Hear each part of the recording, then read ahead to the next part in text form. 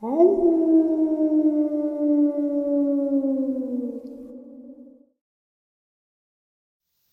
greetings and salutations, everyone. I hope everyone is still doing well, and welcome to this night-ending bonus upload.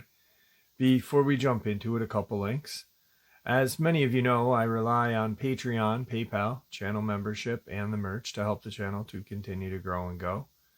Links to Patreon, PayPal, and channel membership is in the description below. Merch displayed directly under the video. Also, Dogman Frightening Encounters, Volume 1 through 3, the audiobook versions. They were written and researched by Tom Lyons, narrated and produced by me, Jeff Nadolny. Those audiobooks are available on Audible, Amazon, and iTunes, links to which are also in the description as well. And finally, last but definitely not least, if you'd really like to help support the channel to continue to grow and go, simply subscribe. It does not cost a cent.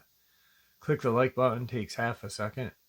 If you don't want to miss out on any of the informative uploads I put out daily, click that bell icon, and folks, please leave a comment. Why? Well, because all these things really do help the channel to continue to grow and go. And yes, folks, they definitely do matter. Now, everyone, I have taken far too much of your time. Let's jump in to this night-ending bonus upload, shall we? Today's first encounter. My son and I arrived at a horse corral in Groundhog Meadow late on a Friday night in early September of 1978. We spent all Saturday building 2 deer blind with the intent on coming back to the area to hunt later the year. The area at the time didn't receive much recreational activity, and we saw no one else there while we were camping. Saturday night, 3 strange incidents occurred. First, early in the evening, my son and I heard 2 screams. The first scream was located near the horse corral.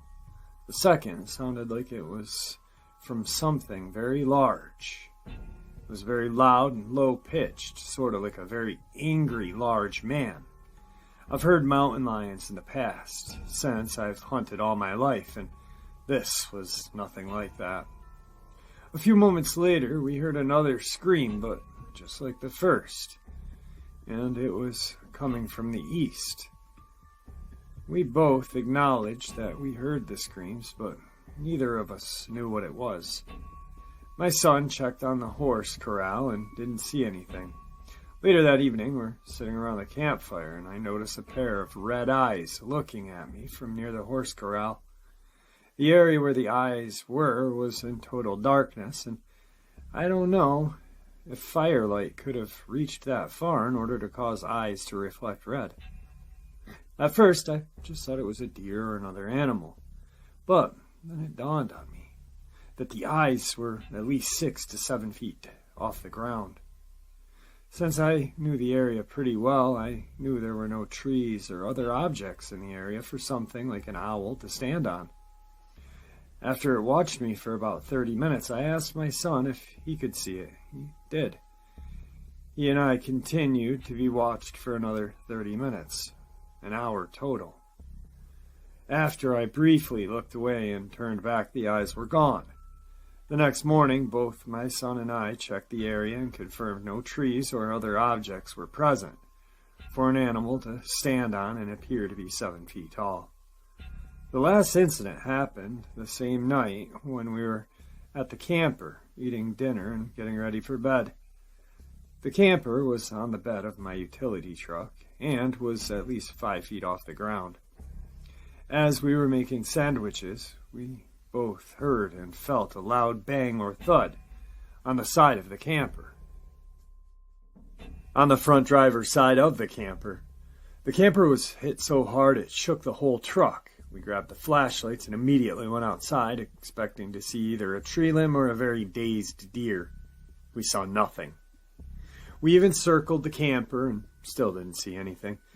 We both then realized that whatever had hit the camper had to be very large and could not have been a deer running blindly in the dark. We thought that all the incidents were strange, but nothing else happened that night, and we went home the next day. We returned to the area to hunt later on that year. Today's second encounter. About 20 years ago, I had heard about a lady who had found rocks on her deck in the form of a circle, where there were no other rocks. I even saw the photos. She lived in a forest, so she thought it was Bigfoot that had placed them there. Okay, about 5 years ago, I'm living near the river in a nice fourplex. We never had any problems with anyone bothering us in the many years that we lived there. It was a very peaceful neighborhood. Nobody bothered our cars or left trash on the property. Nobody bothered the flowers and pots we had placed outside.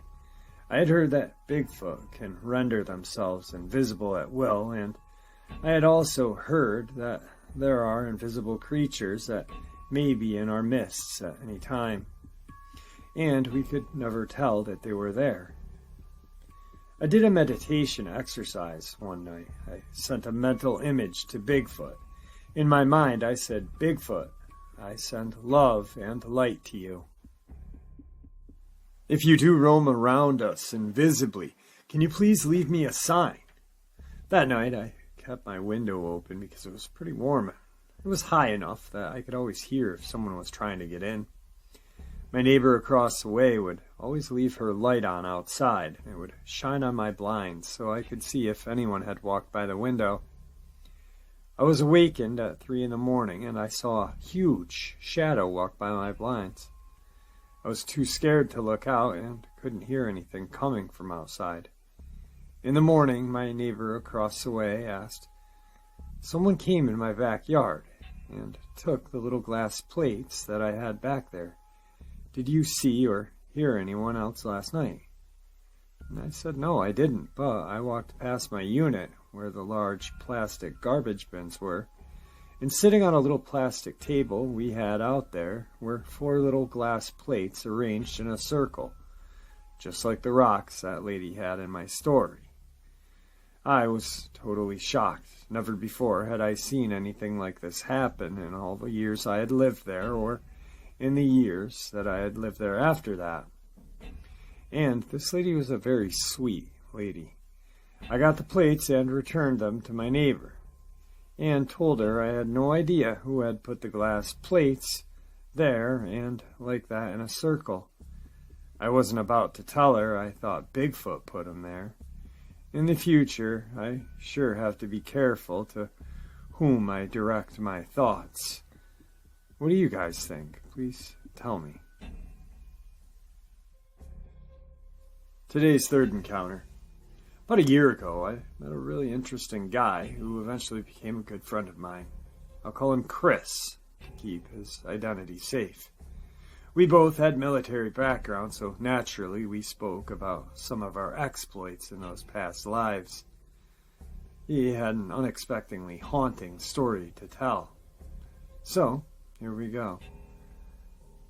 This took place on an undisclosed military base located in damp jungles of a remote island. Chris says he remembers the wilderness being unnervingly quiet for the start of the week leading up to the incident. The personnel stationed there chalked the silence up to a change in seasons or something. There had been reports of a bizarre sighting, fast-moving animal no one could explain. Today's third encounter. About a year ago, I met a really interesting guy who eventually became a good friend of mine. I'll call him Chris to protect his identity. We both had military backgrounds, so naturally we spoke about some of our exploits in those past lives. He had an unexpectedly horrifying story to tell. Here goes. This took place on an undisclosed military base located in the damp jungles of a remote island. Chris says he remembers the wilderness being unnervingly quiet for at least a week leading up to the incident. The personnel stationed there chalked the silence up to a change in seasons or something. There had been reports of bizarre sightings, fast-moving animals no one could explain. Anyone who mentioned them were typically shot down with ridicule from fellow soldiers. The sightings were notably inconsistent with one another. Some saw large eyes, others saw small ones, some heard a big thing trudging boisterously through the woods. Others heard the sound of something small and light sneaking around in the brush. No one had seen anything worth defending in an inevitable argument, let alone losing their reputation over. Chris had heard every report due to the fact that he was the desk sergeant at the time. Anyone who saw or heard something off, which potentially could impact the security of the base, would typically come to him to have it notated in the log. He never took the more fantastical reports seriously enough to actually write them down, unbeknownst to the concerned soldiers who came to him.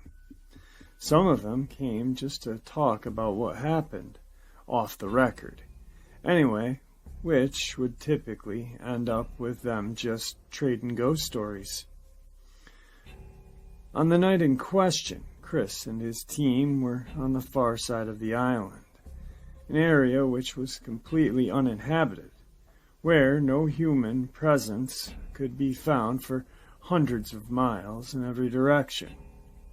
For that reason, the military chose that location for storing their weapons and explosives. Chris and the partner, who we'll call Barry, for conducting the nightly checks on magazine storage, which lies several miles deep in an uninhabited zone. The jungle was still weirdly quiet, but it was good for them, being that their mission was to detect foreign intelligence or operatives tampering with U.S. equipment or the occasional refugee group that washed ashore. They were on a road that rested in the valley of two mountains, bordered by gigantic hills, thick and rocky, with tall grass as they drove along slowly. With the Humvee windows down, they heard a heavy thud coming from the woods. Totally unexpected, unnatural sound emanating clearly from the tangled growth. The first thud drew their attention, but was quickly followed by other noises. Barry shut off the headlights and shut off the engine so they could sneak up on whoever was out there. They knew anyone attempting to navigate the dense vegetation would have to do so carefully, taking time to avoid injury. But surprisingly, they could hear fast-paced walking rustling through the tall grass. After a few moments, the sound began to move parallel to the road. They restarted their vehicle and started to pursue the noise. The walking continued for a while as they followed it, with only their running lights on, before suddenly stopping. They at first thought they had lost track of whatever it was, so they turned the headlights back on, assuming it was a deer or something, and continued a distance down the road.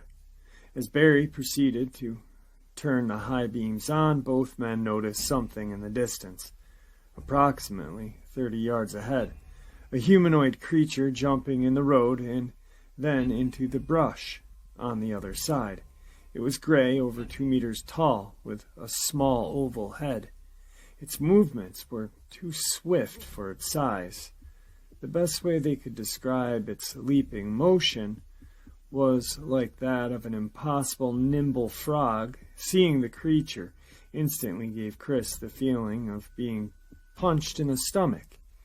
His heart sank so rapidly, and his adrenaline kicked in so fast that he began to feel nauseous, on the verge of vomiting.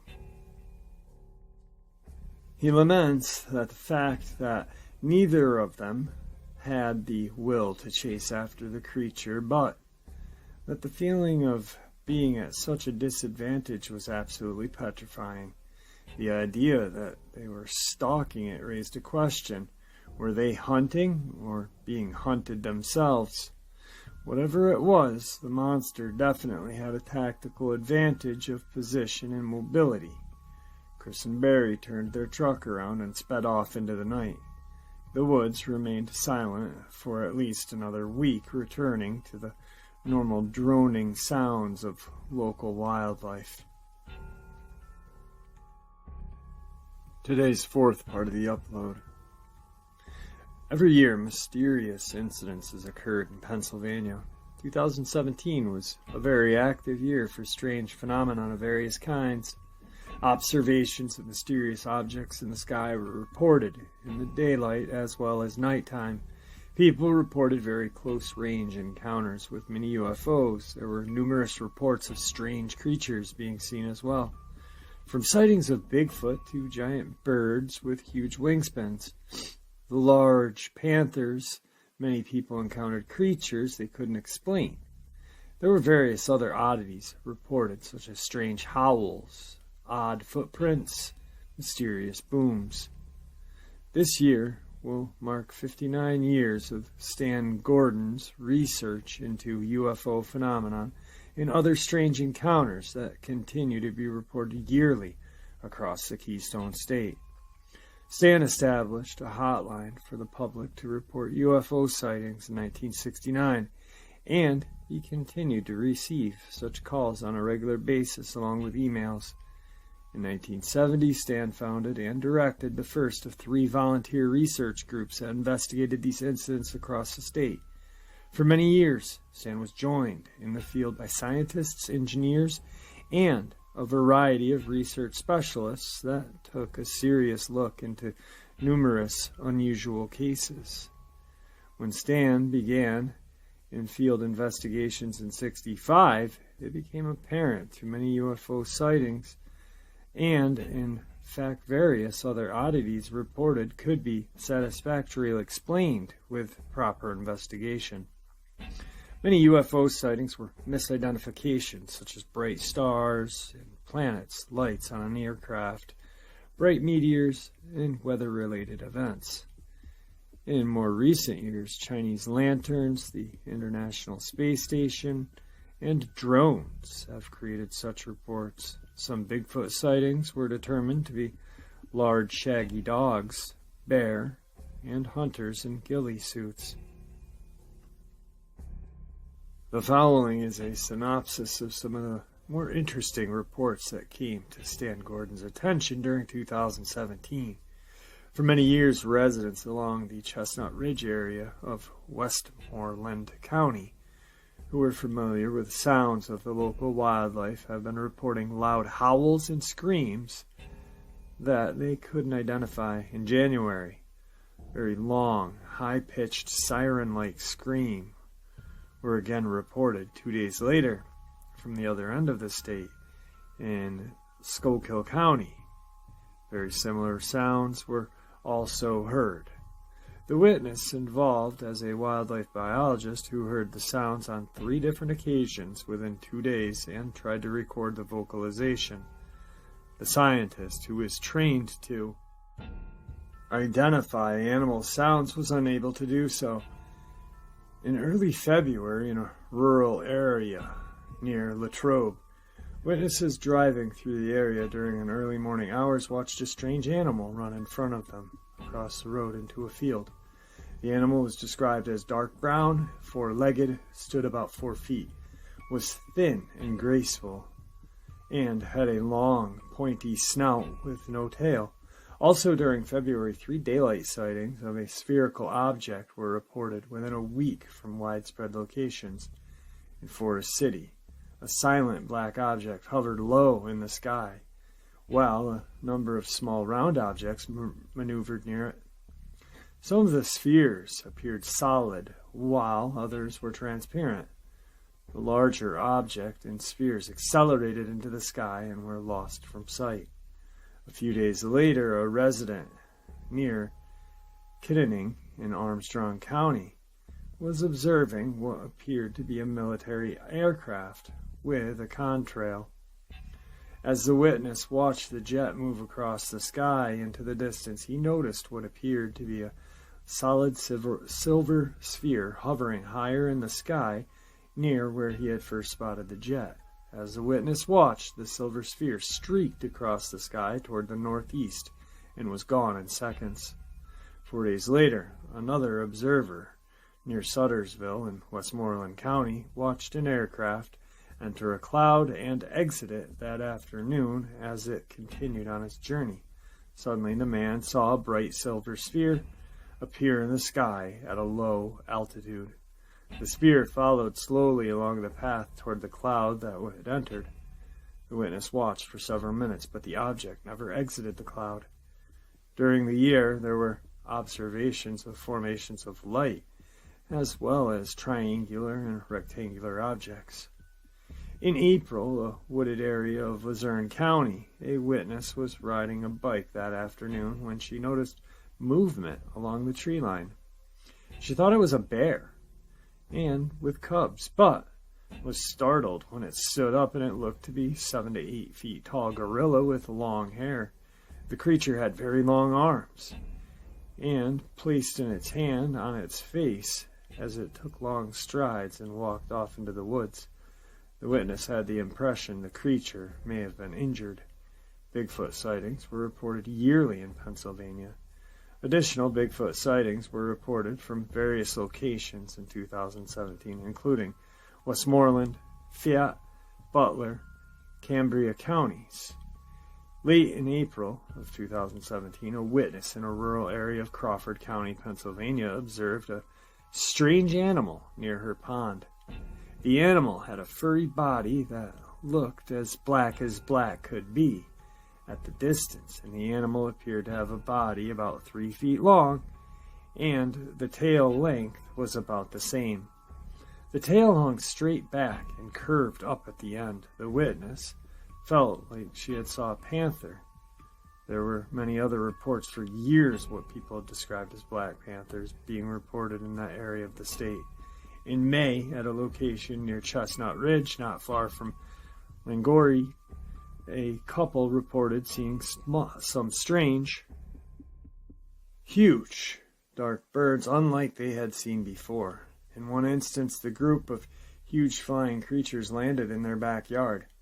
They were familiar with local birds, and they thought what they were looking at were similar to condors. They estimated that some of these creatures stood between 4 to 6 feet tall with a wingspan from 10 to 12 feet wide. They were able to obtain a few pictures that shows one of the creatures with a large head, the neck extended straight up. There has been a long history of sightings of huge birds in Pennsylvania and elsewhere that are commonly referred to as thunderbirds. Numerous sightings have been reported over the years around this same area. Today's last part of the upload. One of the more bizarre creatures sighting during the war in the Pacific also occurred in the southern islands, this time specifically on Okinawa Island. In this case, troops reported seeing strange humanoid beings in the sky. Often near military installations, these flying humanoids were mostly sighted around the time of the bloody Battle of Okinawa in 1945. These beings were described as having large, leathery wings like a bat, yet seeming to be mostly human in other respects. The flying humanoids were mostly solitary, although there was at least one occasion when more than one was spotted together. Whatever the creatures were, they were mostly being reported as silent and shy, keeping their distance and never really coming close enough for people to see detail. Despite this, it was often reported that an eyewitness had an unnerving feeling that they were somehow observing by an enigmatic creature. The sighting of these flying humanoids have an eerie similarity to the more modern-day sighting from military installations in Japan in 1952. At Camp Okobo near Kyoto, Japan, a private Sinclair Taylor reported seeing something strange in the sky. The being was about 7 foot tall with a similar wingspan. The panicked guard began firing his weapon toward it, but when he looked at the spot where the being had been hovering, it had vanished. Taylor had originally thought the creature to be a giant bird at first. It was not until it drew closer that he realized it had a humanoid body. The creature had been flapping its large wingspan. The sound of its flapping was what first alerted Taylor to the creature's presence. But upon coming closer, the thing began to hover instead. The being was described to be around 7 feet tall, and with a similar wingspan.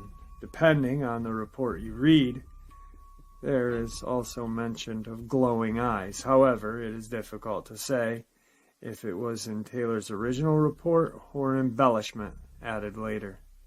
The creature hovered before the terrified Taylor, who began firing his weapon at it in a frenzied panic. When he looked back to where the creature had been, it was gone, leaving behind no apparent blood or any other physical evidence. Taylor was also not the only witness to whatever this thing was.